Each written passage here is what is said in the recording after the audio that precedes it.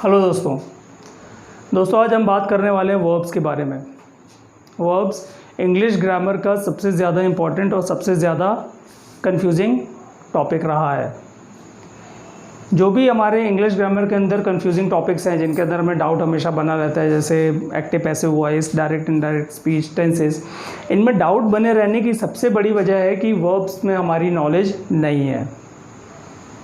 Verbs के बारे में हमें जितना नॉलेज होना चाहिए, जितनी जानकारी होनी चाहिए, हमें नहीं है। और इसकी भी सबसे बड़ी वजह है कि जब हमें वर्ब्स के बेसिक पढ़ाए जा रहे थे छोटी क्लासेस में, तो हमने उनकी तरफ ध्यान नहीं दिया और हम उसी के साथ बड़े हो गए। और यही एक सबसे बड़ा रीज़न है कि मैं अपने वीडियोस को बहुत ही बेसिक लेवल, हर टॉपिक को मैं बहुत ही बेसिक लेवल से शुरू कर रहा हूँ, ताकि जिसने पहले ग्रामर पढ़ी हो या ना भी पढ़ी हो, वो ग्रामर को बहुत ही सॉलिड और बहुत ही स्ट्रॉन्ग तरीके से सीख सकता है। तो इसी कड़ी में आज मैं आपको वर्ब्स की बहुत ही बेसिक और बहुत ही इम्पॉर्टेंट इन्फॉर्मेशन शेयर करने वाला हूँ। मेरी आपसे गुजारिश है कि वीडियो को आप अंत तक ज़रूर देखिए, और ये मेरा प्रॉमिस है कि अगर आप इस वीडियो को अंत तक देख लेते हैं पूरे फोकस और पूरे अटेंशन के साथ, तो वर्ब्स के बारे में जितनी भी बेसिक इन्फॉर्मेशन है उसमें आपकी पकड़ आज बहुत ज़्यादा स्ट्रॉन्ग हो जाने वाली है और उसे आप लाइफ टाइम याद भी रखने वाले हैं। और ये चीज़ आपको ज़िंदगी भर इंग्लिश ग्रामर में काम में आएगी। आप देखिएगा कि वर्ब्स अगर आपकी स्ट्रॉन्ग हो गई तो फिर टेंस हो, चाहे वॉइस हो, चाहे डायरेक्ट इनडायरेक्ट स्पीच हो, कुछ भी हो, आपको कभी भी डाउट छू भी नहीं सकता। तो चलिए शुरू करते हैं आज के टॉपिक के साथ। आज का टॉपिक है फ्रेंड्स वर्ब्स। दोस्तों वर्ब्स होती क्या है? सबसे पहले हम मीनिंग की बात करें तो बचपन से जो हम सुनते आ रहे हैं वो ये कि एक्शन वर्ड्स को हम वर्ब्स कहते हैं। जितने भी एक्शन बताने वाले शब्द होते हैं उन्हें हम वर्ब्स कहते हैं।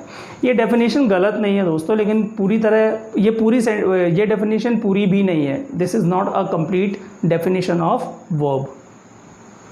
कंप्लीट डेफिनेशन वर्ब की जो होती है मैं आपको बताऊंगा, लेकिन उसके पहले मैंने बोर्ड पर कुछ एग्जाम्पल्स, कुछ सेंटेंसेस लिखे हुए हैं दोस्तों। पहले हम उनकी बात करते हैं और इन्हीं के बेसिस पे आज मैं आपको वर्ब्स की कितनी बेसिक फॉर्म्स होती हैं, वर्ब्स के फंक्शंस क्या क्या होते हैं, और उन फंक्शंस के हिसाब से उन फॉर्म्स को या उन टाइप्स को क्या क्या नाम दिए गए हैं, ये मैं आज आपको बताने वाला हूँ। दोस्तों सबसे पहले ये वाला ग्रुप देखिए, यहाँ मैंने 6 सेंटेंस लिखे हुए हैं। मैं ऑफिस में हूँ, शरद बीमार है, हम लोग बहुत खुश हैं, मेरे पिताजी स्वस्थ हैं, यह चाय गर्म है और मैं व्यस्त हूँ। आप मुझे एक चीज़ बताइए सोच करके, इन सेंटेंसेस को पढ़ करके, कि क्या इन सेंटेंसेस में कोई भी एक्शन हो रहा है, कोई भी काम हो रहा है? नहीं हो रहा है। बिल्कुल सही कहा आपने कि इन सेंटेंसेस में कोई भी एक्शन या कोई भी काम नहीं हो रहा है। इन सेंटेंसेस में सिर्फ सब्जेक्ट के बारे में कुछ ना कुछ डिस्क्रिप्शन दिया जा रहा है, सब्जेक्ट के बारे में कुछ ना कुछ बताया जा रहा है। मतलब सब्जेक्ट की अवस्था बताई जा रही है, सब्जेक्ट का स्टेट बताया जा रहा है।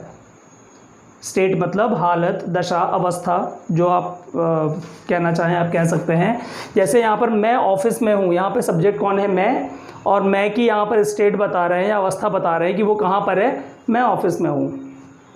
शरद क्या है? शरद बीमार है। वैसे ही हम लोग बहुत खुश हैं, और नीचे के और 3 सेंटेंस।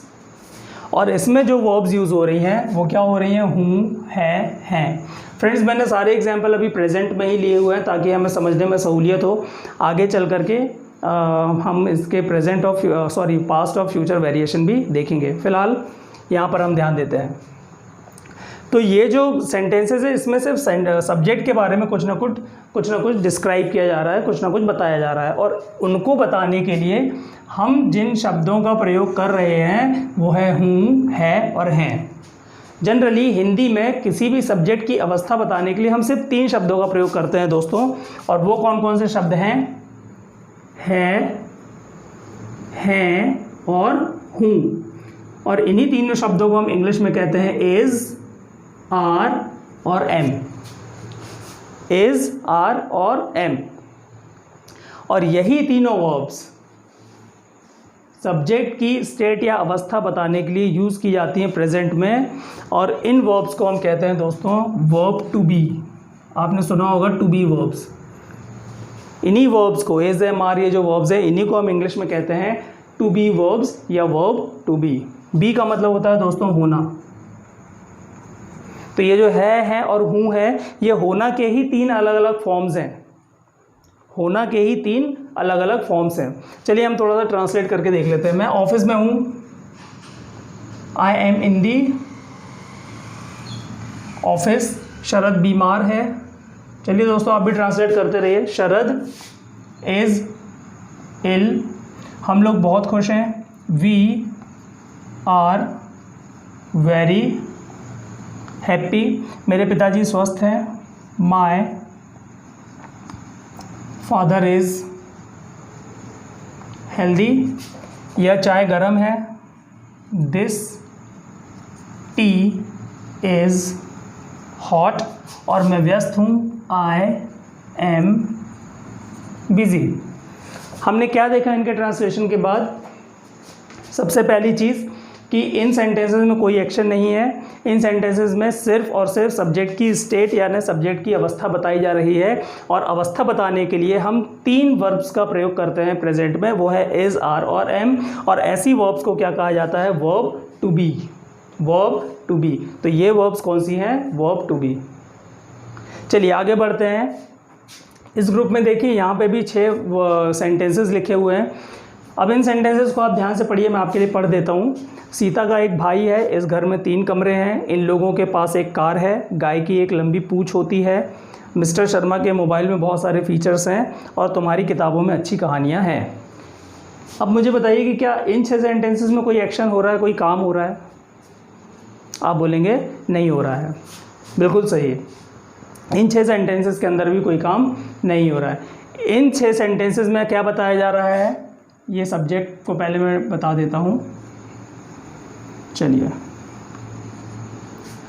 इन 6 सेंटेंसेस में आप देखेंगे कि इन 6 सेंटेंसेस में जो चीज़ बताई जा रही है वो बताई जा रही है कि सब्जेक्ट के पास सब्जेक्ट के क्या अधिकार हैं, मतलब सब्जेक्ट के पास क्या है, या सब्जेक्ट से कौन सी चीज़ संबंधित है, सब्जेक्ट के साथ कौन सी चीज़ कनेक्टेड है, सब्जेक्ट के साथ कौन सी चीज़ संबंधित है, या सब्जेक्ट के पास किस चीज़ का अधिकार है। और ऐसी सेंटेंसेस को, ऐसे फॉर्मेशन को या चीज़ों को बताने के लिए हम इंग्लिश में 2 वर्ब्स का यूज़ करते हैं और उनको हम कहते हैं हैज़ या हैव। कभी भी जब हमें सब्जेक्ट का कोई अधिकार बताना हो या सब्जेक्ट से जो चीज़ जुड़ी हुई हो वो हमें बताना हो तो हम 2 वर्ब्स का यूज़ करते हैं दोस्तों, और वो कौन कौन सी है? हैज़ और हैव। चलिए हम पहले ट्रांसलेट कर लेते हैं फिर आगे बढ़ेंगे। सीता का एक भाई है, कैसे बोलेंगे? Sita has a brother. Very good, आपको मालूम है। इस घर में 3 कमरे हैं, इसको हम बोल सकते हैं दिस हाउस हैज़ 3 रूम्स। इसको दूसरे तरह से भी ट्रांसलेट किया जा सकता है, there are 3 rooms in this house. फिलहाल हम लेकिन हैज़ और हैव समझने के लिए बात कर रहे हैं, इसलिए हम इसको इस फॉर्म में लेके चल रहे हैं और ये ट्रांसलेशन भी सही है। इन लोगों के पास एक कार है, दीज पीपल, या हम दे भी यूज़ कर सकते हैं, हैव अ कार। गाय की एक लंबी पूंछ होती है,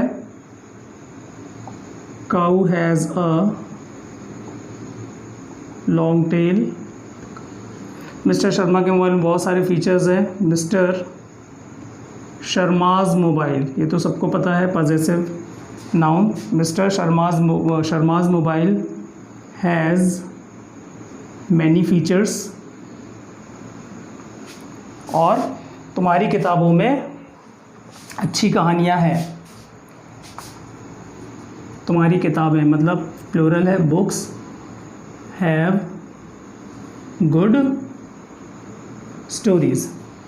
देखिए अब इन सारे सेंटेंसेस में हमने सब्जेक्ट के पास क्या चीज़ है या सब्जेक्ट के साथ कौन सी चीज़ कनेक्टेड है ये बताने के लिए 2 वर्ब्स का यूज़ किया है, हैज़ और हैव। सिंगुलर के साथ हैज़ और प्लूरल के साथ हैव।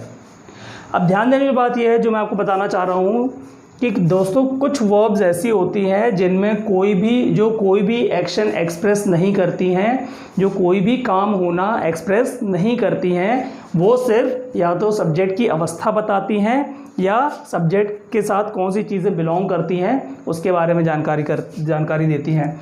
ऐसे सेंटेंसेस में जो हम हेल्पिंग वर्ब यूज़ करते हैं वो है हैज़ और हैव, और ऐसी वर्ब्स को हम कहते हैं वर्ब टू हैव।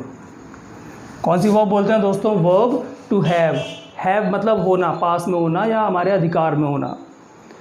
तो हैज़ और हैव ये दो वर्ब्स कौन सी कहलाती हैं? Verb to have. तो यहाँ से हमको जानकारी लग गई कि ऐसे वर्ब्स जब किसी एक्शन को नहीं बता रही हैं, या तो वो अवस्था बता रही हैं या अधिकार या जुड़ाव बता रही हैं, तो इस अवस्था में हम एज एम आर का यूज़ करते हैं और हैज़ हैव का यूज़ करते हैं। एज एम आर का यूज़ करते हैं तो एज एम आर जो वर्ब्स हैं उनको हम कहते हैं वर्ब टू बी, और हैज़ हैव जो होती है उनको हम कहते हैं वर्ब टू हैव। अब तीसरी तरफ की वर्ब्स की तरफ चलते हैं जिनके बारे में हमको अधिकतर वैसे पता होता है जनरली।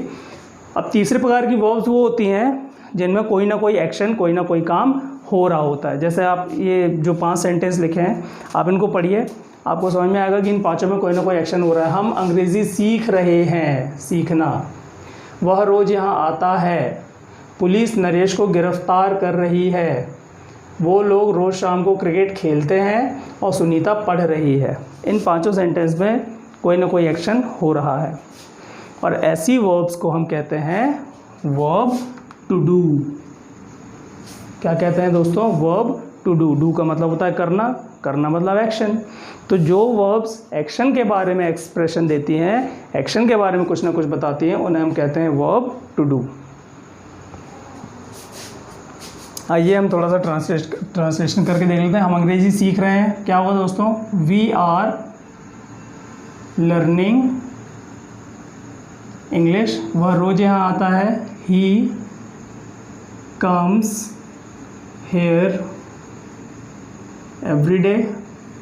पुलिस नरेश को गिरफ्तार कर रही है। Police are arresting Naresh. दोस्तों पुलिस एक ऐसा नाउन है जो दिखने में तो सिंगुलर है पर उसका यूज़ हमेशा प्लूरल की तरह ही करते हैं। जैसे पीपल है ना, पीपल भी दिखने में सिंगुलर ही लगता है बट उसका यूज़ हमेशा प्लूरल की तरह होता है। इसी तरह पुलिस भी वैसा ही एक नाउन है। वो लोग रोज़ शाम को क्रिकेट खेलते हैं। They play cricket every day in the evening. और सुनीता पढ़ रही है। Sunita is studying.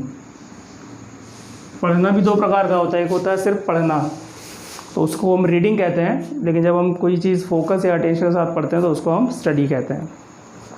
तो हम देख रहे हैं कि इन पांचों सेंटेंसेस में कोई ना कोई एक्शन हो रहा है। तो एक्शन वर्ड्स, तो आपको समझ में आ गया दोस्तों कि वर्ब्स दो प्रकार की होती हैं। वो भी होती हैं जो एक्शन नहीं बताती हैं, वो अवस्था या कोई ना कोई अधिकार या संबंध बताती हैं, और वो वर्ब्स जो एक्शन बताती हैं। तो एक्शन ना बताने वाली वर्ब्स दो प्रकार की होती हैं, एक होती है टू बी और एक होती है टू हैव। टू बी में प्रेजेंट में जो मेन वर्ब्स हैं वो कौन कौन सी हैं? इज, एम और आर। और टू हैव में कौन कौन सी वर्ब है? हैज़ और हैव। और यहाँ पर तो एक्शन वाली वर्ब्स में लाखों वर्ब्स है जो हम यूज़ करते हैं।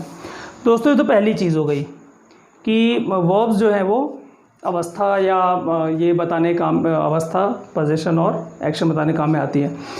इन तीनों चीज़ों के अलावा वर्ब्स का एक और फंक्शन है, और वो क्या है कि वर्ब्स सेंटेंस का टाइम भी बताती हैं। कि जो भी सेंटेंस है, इतना तो हम सबको पता है कि वर्ब्स जो होती हैं वो सब्जेक्ट के बारे में ही कुछ ना कुछ बताती हैं, है ना। लेकिन उसको बताने के अलावा जो वर्ब्स होती हैं दोस्तों, वो सेंटेंस कौन से टाइम पे हुआ, प्रेजेंट में या पास्ट में या फ्यूचर में, ये भी बताने का काम करती हैं। और उसके लिए हम वर्ब्स की अलग अलग फॉर्म्स का यूज़ करते हैं। जैसे हम वर्ब टू बी की बात करें तो मैंने आपको बताया प्रेजेंट, पास्ट और फ्यूचर। मैंने आपको बताया कि वर्ब टू बी प्रेजेंट के लिए हम 3 वर्ब्स यूज़ करते हैं, वो है इज़, एम और आर।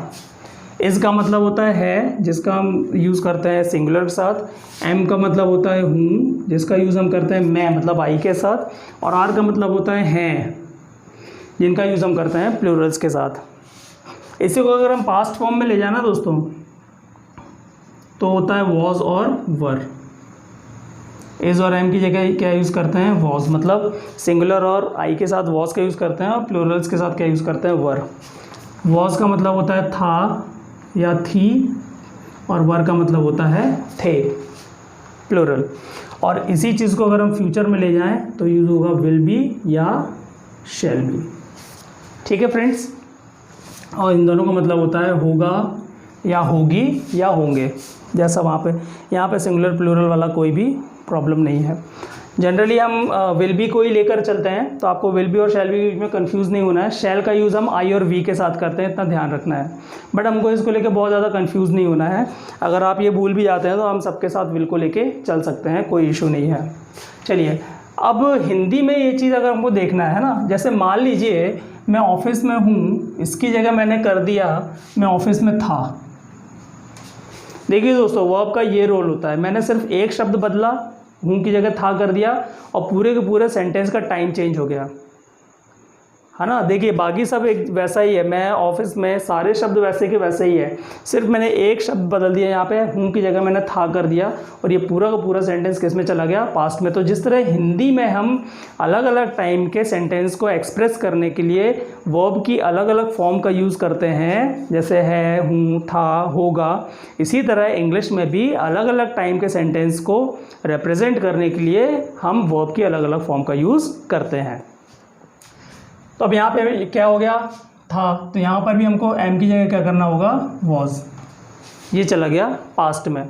शरद बीमार है, ये प्रेजेंट है। मैंने अगर यही कर दिया शरद बीमार था, तो आपको क्या करना पड़ेगा, शरद वॉज इल। और इसी तरह हम बहुत खुश हैं, हमने अगर कर दिया हम बहुत खुश थे, तो फ्यूचर है, क्या यूज़ होगा, वी वर वेरी हैप्पी, हम लोग बहुत खुश थे। ठीक है, तो ये है, तो ये चीज़ हमको समझना ज़रूरी है कि ये जो है, हूँ, है, था, थे, थी, होगा, होगी, ये सब हिंदी की वर्ब्स हैं। ठीक है दोस्तों, चलिए अब अगर हम फ्यूचर की बात करें तो फ्यूचर में अगर हमको स्टेट या अवस्था बतानी हो तो हम विल बी या शैल बी का यूज़ करते हैं, हम विल बी लेके चलते हैं। जैसे मान लीजिए मुझे ये कहना है कि शरद बीमार होगा, सपोज़ मुझे ये बोलना है, तो क्या बदला, सिर्फ एक शब्द बदला, शरद और बीमार तो वही है, सिर्फ एक शब्द बदला, होगा, मतलब क्रिया बदल गई, वर्ब बदल गई। अब यहाँ पर होगा मतलब फ्यूचर के लिए हम क्या यूज़ करेंगे दोस्तों, विल बी इल। इसी तरह हम लोग बहुत खुश होंगे, तो हम क्या हो जाएंगे, वर की जगह क्या हो जाएगा, वी शैल बी या वी विल बी भी बोल सकते हैं, वो गलत नहीं कहलाएगा। तो दोस्तों 1 2 3 4 5 6 और ये 7 वर्ब्स कहलाती हैं वर्ब टू बी, है ना। मुझे होप है कि आपको वर्ब टू बी समझ में आ गई होगी, प्रेजेंट में, पास्ट में और फ्यूचर में। इनको हम वर्ब टू बी बोलते हैं, इनमें कोई भी एक्शन वर्ड्स नहीं होते। चलिए अब हम बढ़ते हैं, जो हमारा अगला टाइप था वर्ब टू हैव। इसमें भी प्रेजेंट के लिए हम दो हेल्पिंग वर्ब यूज़ करते हैं, हैज़ और हैव। पास्ट के लिए हम यूज़ करते हैं हैड, और फ्यूचर के लिए तो विल शैल। तो आप याद रखिए कि विल और शैल तो मतलब फ्यूचर का कहना चाहिए साइन है कि यहाँ पे भी फ्यूचर आएगा, वहाँ विल शैल होना ही होना है। ठीक है ना। और मैं फिर से बोल रहा हूँ कि विल और शैल में बहुत ज़्यादा कंफ्यूज होने की ज़रूरत नहीं है। अगर आपको विल और शैल याद नहीं रहता कि कहाँ पे कौन सा यूज़ करना है, तो आप हर जगह विल का यूज़ कर सकते हैं, है ना। चलिए, विल शैल के साथ हम क्या लगाएंगे, हैव। जैसे सीता का एक भाई है, अब मैंने बोला कि सीता का एक भाई था, मैंने ये बोल दिया, तो आप क्या बोलोगे, हैज़ की जगह क्या हो जाएगा, हैड। हैज़ की जगह क्या हो जाएगा, हैड, है ना। पास्ट में क्या यूज़ करना है, हैड। सीता का एक भाई था। इसी तरह इस घर में 3 कमरे हैं, मुझे ये बोलना है कि इस घर में 3 कमरे थे, तो आप क्या बोलोगे, दिस हाउस हैड 3 रूम्स। इन लोगों के पास एक कार है, तो अभी हमने दीज पीपल हैव यूज़ किया है। मान लीजिए मैं इसकी जगह बोलता हूँ कि इन लोगों के पास एक कार थी, तो आप क्या बोलेंगे, these people had a car. और इसी तरह गाय की एक लंबी पूंछ होती है। चलिए सेंटेंस को छोड़ देते हैं जनरली, क्योंकि एक यूनिवर्सल ट्रूथ है। तो इन तीनों सेंटेंसेस आपको समझ में आ गया होगा कि जब हम पास्ट में पोजीशन या संबंध की बात करते हैं तो हम क्या यूज़ करते हैं, हैज़ या हैव की जगह हैड का। अब यही चीज़ अगर हम फ्यूचर में लेके जाएं, है ना दोस्तों, तो सीता का एक भाई था। अगर मान लीजिए मैं यहाँ पे बोलूँ कि सीता का एक भाई होगा, सीता का एक भाई होगा फ्यूचर में, तो आप क्या बोलेंगे, Sita will have a brother. इसी तरह अगर मुझे बोलना है कि इस घर में 3 कमरे होंगे फ्यूचर, तो आप क्या बोलेंगे, क्या यूज़ करेंगे, हैज़ हैव, हैड या विल हैव या शैल हैव। सीधी सी बात है, प्रेजेंट पास्ट और फ्यूचर है। हम इस घर में 3 कमरे होंगे, हम फ्यूचर की बात कर रहे हैं तो हमें फ्यूचर फॉर्म यूज़ करना होगा, जो कि क्या है, विल हैव। तो this house will have 3 rooms. इसी तरह अगर हमें बोलना है कि इन लोगों के पास एक कार होगी, तो आप क्या बोलेंगे, these people will have a car. तो ये जो 3 फॉर्मेशन है, हैज़ हैव, हैड और विल हैव, शैल हैव, ये वर्ब्स जो हैं ये कहलाती है दोस्तों वर्ब टू हैव। इतना हमको ध्यान रखना है। प्रेजेंट में हैज़ हैव, पास्ट में हैड और फ्यूचर में विल हैव या शैल हैव। और इसी तरह यहाँ पर भी हम जो एक्शन वर्ड्स हैं जिनको हम कहते हैं वर्ब टू डू, इसमें भी हम प्रेजेंट, पास्ट और फ्यूचर अलग अलग फॉर्म्स लेके चलते हैं। ठीक है दोस्तों। इसके अलावा प्रेजेंट, पास्ट और फ्यूचर के सिंपल डिवीज़न के अलावा इन्हीं तीनों टेंसेस में, इन्हीं तीनों टाइम में वर्ब के और भी वेरिएशंस बनते हैं, जिन्हें समझने के लिए हमें फॉर्म्स ऑफ वर्ब्स का इस्तेमाल करना होता है। मतलब फॉर्म्स ऑफ वर्ब्स की जानकारी हमें होनी होती है। फॉर्म्स ऑफ वर्ब्स के बारे में मैं एक बहुत ही डिटेल्ड और बहुत ही अच्छा सा एक एक्सप्लेनेशन वाला वीडियो बनाने वाला हूँ, जिसे मैं इसके बाद ही आपके सामने लेके आऊँगा, है ना। तो दोस्तों ये आज वर्ब्स के बारे में बेसिक इन्फॉर्मेशन थी जो मुझे आपको देना थी, कि वर्ब्स जनरली 3 प्रकार की होती हैं, 2 प्रकार की होती हैं। 2 प्रकार का डिवीज़न होते हैं, एक वो जो एक्शन नहीं बताती हैं और एक वो जो एक्शन बताती हैं। जो एक्शन नहीं बताती हैं, एक बार हम रिपीट कर लेते हैं, जो एक्शन नहीं बताती हैं वो 2 प्रकार की होती है। कौन सी, या तो वो अवस्था बताती हैं सब्जेक्ट का, या वो सब्जेक्ट की बिलोंगिंग, सब्जेक्ट का पोजीशन बताती हैं। जो वर्ब्स अवस्था बताती हैं उनको बताने के लिए हम is, am, are, was, were, will be या शैल बी वर्ब का यूज़ करते हैं। इनको हम इंग्लिश में कहते हैं टू बी वर्ब या वर्ब टू बी। इसी तरह पोजीशन या बिलोंगिंग बताने के लिए हम हैज़ हैव, पास्ट में हैड और फ्यूचर में विल हैव या शैल हैव का यूज़ करते हैं, और इन्हें हम वर्ब टू हैव कहते हैं दोस्तों। और इसी तरह एक्शन बताने वाली जो वर्ब्स हैं उनमें उनको हम वर्ब टू डू कहते हैं। इसके टाइम समझने के लिए चलिए मैं आपको एक जनरल बता देता हूँ कि इसमें प्रेजेंट में हम यूज़ करते हैं सपोज़ फर्स्ट फॉर्म वर्ब की डू, है ना। सेकंड में यूज़ होती है सेकंड फॉर्म वर्ब की जो कि डिड है, और फ्यूचर के लिए हम क्या लगा देते हैं, विल प्लस वर्ब की फर्स्ट फॉर्म। डू का मतलब यहाँ पे हर प्रकार की वर्ब है। जैसे यहाँ पे गो है तो यहाँ पे वेंट होगा, यहाँ पे फिर गो होगा। जैसे मैं जाता हूँ तो आई गो, मैं गया था आई वेंट, मैं जाऊँगा आई विल गो। लेकिन इसमें और भी ज़्यादा वेरिएशंस हैं जिसको हम फॉर्म्स ऑफ वर्ब्स की मदद से ही समझ सकते हैं, जिसके लिए आपको मेरे अगले वीडियो का वेट करना होगा दोस्तों। तो मेरे अगले वीडियो तक के लिए इन बेसिक चीज़ों को रिवाइज़ ज़रूर करिए, अपने दिमाग में बहुत अच्छे से इनको स्ट्रॉन्ग कर लीजिए, ताकि अगला वीडियो में आपको फॉर्म्स ऑफ वर्ब समझने में कोई भी प्रॉब्लम ना हो। Thank you so much.